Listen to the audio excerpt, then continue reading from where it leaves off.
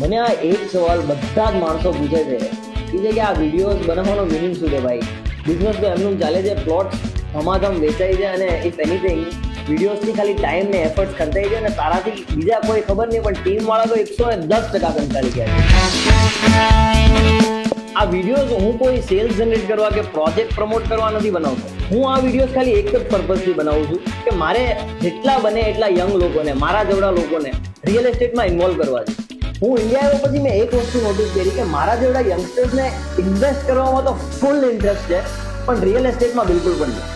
બધાને સ્ટોક્સમાં, એસઆઈપીમાં આવી બધી વસ્તુમાં ઇન્વેસ્ટ કરવું છે.